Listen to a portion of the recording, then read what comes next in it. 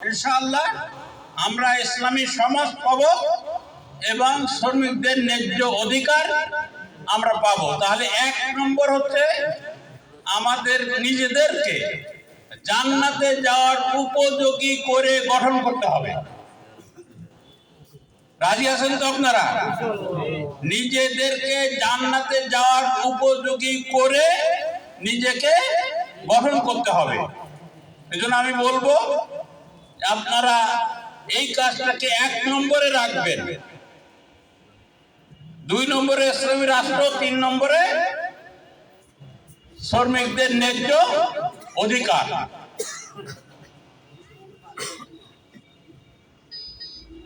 পেটে চিন্তা মাথায় উঠাবেন না। পেটের চিন্তা মাথায় উঠলে সেই প্রাণী কোনোদিন সামনের দিক যেতে পারে না, পিছনে যায়। পেটের চিন্তা মাথায় চিংড়ি মাছের আছে। চিংড়ি মাছের পাকস্থলী কোথায়? মাথায় না? দেখবেন চিংড়ি মাছ লাফ দিয়ে পিছনের দিক যায়, সামনের দিক যেতে পারে না। এজন্য পেটের চিন্তা মাথায় উঠাবেন না। মাথায় সবচেয়ে ভালো জিনিস পাওয়ার চিন্তা করবেন, সেটা হলো জান্নাত। জান্নাতে যাওয়ার উপযুক্ত আমাদের হতে হবে। গোটা শ্রম সমাজকে জান্নাতমুখী করতে হবে। এজন্য আপনারা কোরআন পড়বেন, হাদিস পড়বেন, কোরআন বুঝবেন, হাদিস বুঝবেন, কোরআন অনুযায়ী হাদিস অনুযায়ী জীবন গড়বেন। এটা হবে আপনাদের 1 নম্বর কাজ। যদি কোরআনের আদলে আপনার জীবন গড়তে পারেন, আপনাদের আশেপাশে যত শ্রমিক আছে আপনাদের চারিত্রিক মাধুর্যের কারণে তারা দলে দলে আপনাদের সাথী হয়ে যাবে, আপনাদের সাথী হয়ে যাবে। বর্তমান আমাদের দেশে সবচেয়ে আলোচিত নন্দিত রাজনৈতিক নেতা কে বলেন? ডাক্তার শফিকুর রহমান। কেন?